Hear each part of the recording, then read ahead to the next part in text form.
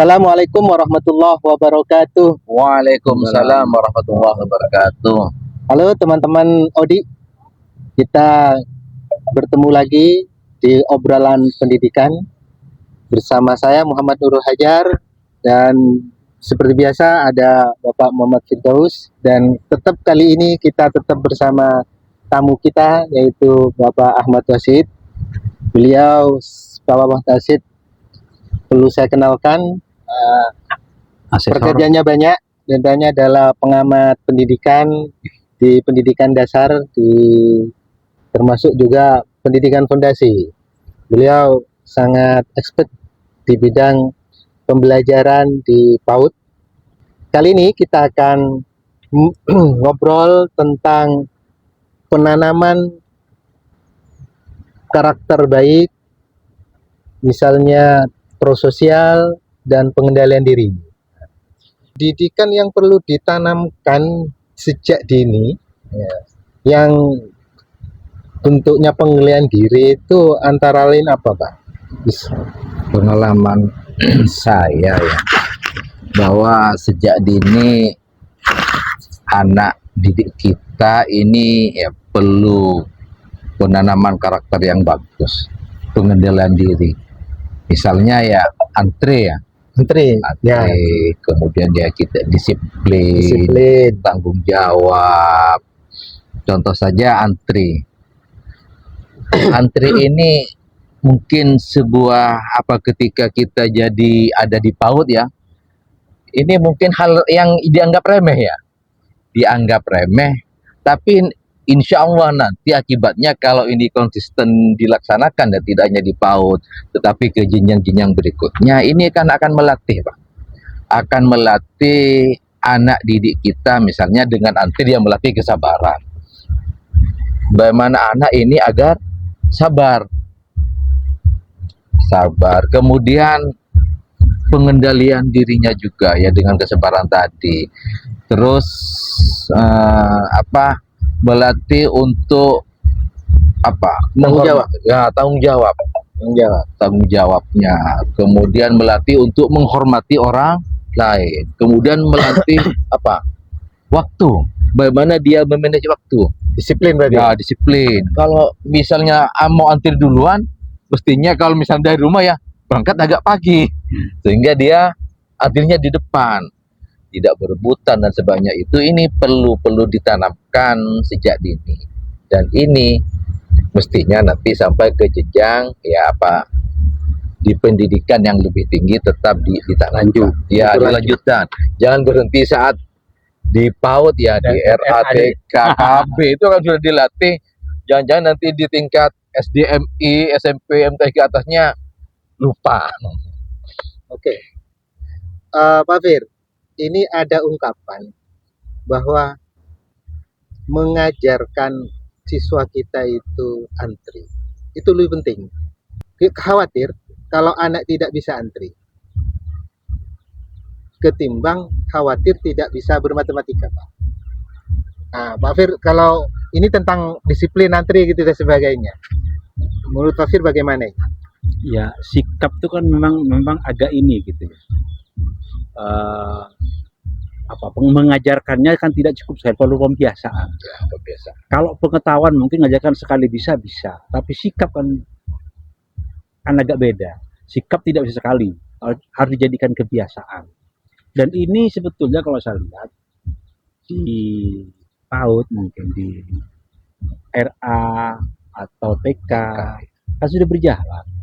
Yang kurang berjalan malah ke atasnya, ke TKMI, ke Senawiyah atau ke Aliyah, itu yang kurang. Artinya yang nampak hanya pada pengetahuan, sedangkan sikap agak berkurang. Tidak seperti di jenjang TK, misalnya di jenjang RA. Kalau jenjang RA ini kan gurunya lumayan lah. Jadi bahkan ada yang mengatakan begini, justru rusak ketika di atas itu. Yang dulunya bisa antri, makin pendidikannya tinggi makin tidak bisa antri, karena memang tidak diterapkan. Ya. Tidak diterapkan itu, tidak diterapkan apa memang tidak paham gitu? Kurang. Sebetulnya dari bawah sudah, tinggal sampai ke tingkat atas itu kurang, pembiasaan itu agak kurang ya. Misalnya kebiasaan antri, tidak lagi kalau masuk misalnya, kan dulu kalau waktu RA masuknya berbaris, waktu SD sih lumayan berbaris, tapi ketika naik sudah nggak berbaris lagi, masuk sesukanya. Kalau tetap dibiasakan seperti itu, kan kebiasaan antri akan berjalan. Sikap itu kan perlu pembiasaan. Beda dengan pengetahuan. Kalau pengetahuan sekali diajarkan bisa ya bisa. Secara tidak langsung mengatakan bahwa pendidikan setelah dari PAUD itu ternyata merusak anak pendidikan yang ada seperti itu. Ya, bukannya seperti itu. Enggak. Enggak. Gimana? Tetap ya pendidikan karakternya tetap tuh. Cuma mungkin pembiasaan Yang kurang. Pembiasaan untuk pengendalian diri. Ya contohnya ya kayak antri tadi ini kan mungkin kurang diperhatikan, pokoknya tidak perhatikan, kurang diperhatikan oleh di tingkat yang lebih tinggi. Misalnya ya, kalau di PAUD hanya ya pagi-pagi kan disambut, salaman, cium tangan guru, itu kan menghormati kan, Iya. menghormati. Di sekolah di berikutnya, di tingkatan dunia ini mungkin, meskipun ada juga saya lihat Kak masih di SDMI itu ada gurunya yang memang mungkin ditugaskan pagi-pagi sebelum anak hadir itu hadir di sana. Jadi menyambut. Tapi mungkin ada beberapa yang memang masih butuh untuk dilatih itu sehingga ya sikap pengendalian diri, bagaimana anak itu antri masuk kelas. Kalau di PAUD kan berbaris, jadi kan berbaris. Masuknya kan satu. Mungkin di yang lebih di pendidikan lebih tinggi seperti itu ya masih makin kurang ya. Apalagi pas tingkat di SMA, di tingkat aliyah mungkin sudah tidak ada lagi ya Pak. Nah, kalau begitu penyambutan itu penting ternyata Pak. Iya betul. Jadi biar anak itu datang ke sekolah, ke madrasah itu tidak nyelono. Berarti ada orang yang ada orang. Ya ada. Saya kalau pagi-pagi itu ya memang ada sih di beberapa sekolah, entah itu di MI, di SD itu ada yang nyambut sampai jam sekian, kecuali yang sudah telat itu ya yang tidak nyambut. Itu saya apresiasi banget seperti itu Pak. Artinya ya menanamkannya ya pengendalian diri termasuk sikap menghormati orang yang lebih tua ini penting diajarkan. Kalau saya yakin kalau di PAUD itu diajarkan semua itu. Pengendalian diri ini menurut Pak Fir tentang penyambutan itu punya dampak besar enggak berikutnya pada anak? Ya kan gini, kalau di tingkat SMP ke atas gitu ya, kan sikap kritis anak mulai muncul. Iya, Mulai muncul. Jadi sesungguhnya guru ya mulai harus benar-benar jadi teladan. Kalau anak TK ya kan kritisnya masih belum muncul. Niru sih iya, tapi mungkin sekali diperbaiki selesai. Tapi kalau di tingkat mulai dari SMP atau sanawiyah sampai ke aliyah SMA itu kan sudah beda. Sehingga guru lebih berhati-hati. Selain anak melihat dengan mata, sikap kritis juga muncul. Sudah bisa menilai, loh kok guru ini begini, kok guru ini begini. Kan memang sekarang beda. Kalau dulu murid menunggu guru. Iya. Artinya muridnya datang duluan, baru guru udah datang. Nah sekarang dibalik. Sekarang guru menyambut murid. Artinya guru kalau bicara disiplin, gurunya harus disiplin. Paling tidak bareng lah dengan muridnya datang. Memberi contoh ya. Contoh. Kalau misalnya masuk jam 7, ya jam 7 sebelum jam 7 gurunya juga harus sudah ada di kelas, harus ada di sekolah, bukan di kelas, sudah di sekolah gitu. Saya ingat dulu guru-guru saya begitu. Sehingga ketika bel masuk, kita rame-rame masuk dan nggak berani keluar kelas. Walaupun gurunya belum datang, misal guru belum datang, kan hanya selisih beberapa menit gitu. Malah guru gini, dulu dianggap terlambat kalau guru masuk di belakang guru, murid masuk di belakang guru. Jadi guru masuk kelas, pintu, terus murid di belakangnya, itu dianggap terlambat. Ya, kalau masuk kelas. Kalau masuk area sekolah, sekolah atau madrasah, ini sih kan perlu enggak penyambutan itu? Ya tergantung, itu kan soal soal menanamkan disiplin tadi itu. Soal menanamkan disiplin bahwa guru harus memberi contoh.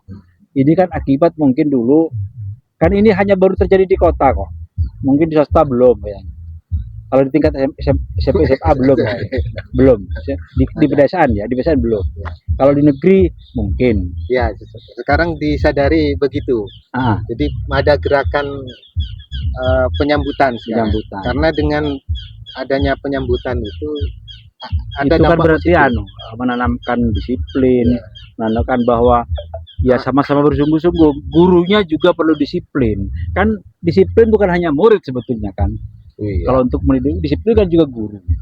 Jadi penyambutan ini penting, Mbak, gitu. Karena penyambutan itu memberi dampak yang luas. Ya, Begitu. untuk melatih disiplin.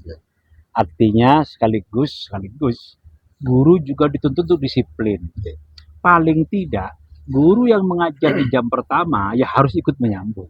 Ya, Kepala tidak harus semua guru ya, kan. tidak harus semua guru, tapi gurunya jangan terlambat. Iya, Kan betul. sekarang mesti protes. Kenapa kok hanya murid yang disuruh disiplin? Kenapa kok bu guru enggak? Artinya guru juga harus disiplin. Paling tidak yang bagus itu seandainya jam pertama semua guru yang bertugas di jam pertama datang. Atau kan kalau PNS misalnya, kan maksudnya sama ini. Mau punya jam atau tidak punya jam ya maksudnya sama-sama jam 7 gitu loh. Kan sama. Tidak nunggu harus punya jam. Kalau itu dalam rangka pendidikan disiplin. Nah, ini yang penting karena disiplin ini yang sekarang kita ini agak kurang, bukan tidak ada, ya mulai melemah atau lemah. Gitu. Ya. Mm-mm. Jadi kalau lihat negara-negara maju itu ciri-ciri pendidikannya gimana, Pak? Ya, kalau saya baca-baca lihat-lihat ya memang disiplin itu penting. Disiplin itu penting sehingga nanti ketika sudah dewasa, kalau sudah sejak pendidikan dari tingkat yang dasar sampai ke atas itu disiplin, artinya nanti ya dia bisa bekerja lebih disiplin. Contohnya ya Jepang saja misalnya yang begitu infonya sih ya begitu disiplinnya terhadap waktu ya, karena sejak dini memang dilatih untuk ya disiplin. Ya contohnya Antiri tadi saya lihat di tayangan di YouTube dan sebagainya ya, memang ada penanamannya itu penting, penanaman rasa disiplin lah terhadap apa yang mestinya mereka anak lakukan itu penting. Jadi dilihat dari pengendalian dirinya, negara-negara maju berkembang, bahkan negara yang mau berkembang itu memang kelihatan berbeda. Keteraturan di negara-negara maju itu sangat sangat nampak. Ya, dulu pernah ada pertukaran guru di Sumenep itu dapat guru bahasa Inggris dari Amerika, dari Ceko. Bungkusnya permen itu karena ndak ada tempat sampah, taruh dulu di sakunya. Segitunya pendidikan mereka itu. Kalau kita ya nggak tahu kalau kita. Kalau kita ya tidak ada sampah. Tapi sebenarnya kembali lagi pada pendidikan dasar. Tadi fondasi itu kan sudah Ada, sudah bagus. Sudah Insya ada. Allah sudah bagus Pak yang Fondasinya di sudah. fondasi. Oke. Cuman habis itu putus Atau tidak berkurang, dilanjutkan. tinggal Berkurang lah. berkurang. Kurang ketika sudah di atas ini lebih ke knowledge-nya itu ya. Nah, Ke pengetahuannya, sikapnya. Karena gini ya, mungkin kalau sudah agak tinggi ini prestasi itu dilihat dari pengetahuannya. Atau pengetahuannya ya secara betul atau dia di bidang olahraga misalnya, itu baru prestasi, Pak. Kalau anak yang rajin masuknya, disiplinnya masuk, ini ketika ikut lomba tidak dapat, ini dianggap anak yang kurang berprestasi. Padahal katanya Pak Fir itu orang yang dikatakan berhasil, pendidikan berhasil itu membangun anak itu yang menjadi anak yang baik. Ya anak soleh, maksudnya soleh. begitu. Anak- Jadi baru sukses. Kan saya bilang ke kepala-kepala, sampean besok kalau sambutan impian, jangan hanya memuji-muji anak yang kebetulan mungkin alumninya jadi pejabat, jadi apa. Puji juga atau diutamakan, yang penting menjadi orang soleh. Walaupun mungkin nasib duniawinya nggak terlalu bagus. tapi dia jadi orang soleh. Kalau misalnya di pejabat tapi dia korup, ya berarti sama gagal. Mendidik dia gagal. Ini mungkin tidak sukses duniawinya, tapi dia jadi orang soleh. Kan tujuan pendidikan ke jadi orang soleh gitu. Harusnya begitu. Apalagi terpampang di visi misinya itu ya. Ah, Berahlukul karimah. Berakhlakul karimah. Berahlul karimah. Berarti kan memang kesaleh kan mendidik memanusiakan manusia itu kan. Ya manusia itu bisa menjadi manusia kan kalau dia kenal Tuhan. Gitu. Jadi kesolehan itu yang diutamakan. Maka bahwa berprestasi oke itu Oke. tambahan. Ya, bukan yang utama gitu loh. Jadi utama itu kesolehan. Tapi kesolehan tadi tidak bisa jangan dibenturkan dengan keilmuan. Nggak apa-apa, nggak pinter, yang penting soleh ya. Mau soleh dari mana kalau nggak pinter? Betul ya. Anak itu bisa soleh kalau pinter. Nggak tahu ya. Nggak tahu. Jadi bisa membedakan, oh ini baik, ini tidak baik gitu loh. Dan juga tentang sikap tadi itu kan kadang-kadang sikap itu memerlukan kecerdasan gitu ya. Ketika ada kondisi seperti ini saya harus bersikap seperti apa? Berani memutuskan ya. Berarti memutuskan, berani bersikap. Bersikap. Sikap saya yang benar seperti apa? Kan yang perlu dan kecerdasan itu kan dibangun dari pengetahuan itu. Pendidikan kita itu memang sebenarnya fondasi yang sudah ada itu dirawat mestinya. Ya, Berlanjut dirawat. Jadi Yang sekarang kurang terawat. antri, disiplin, tanggung jawab yang sudah ada pada diri anak-anak yang dibangun mulai TK dari RA PAUD itu ketika di berikutnya ya, Senavia, yang itu Lia tetap dirawat. diteruskan kebiasaan itu. Tentunya dengan pengkondisian yang berbeda. memang mengarah ke sana. Jadi dijadikan pembiasaan lah. Ya.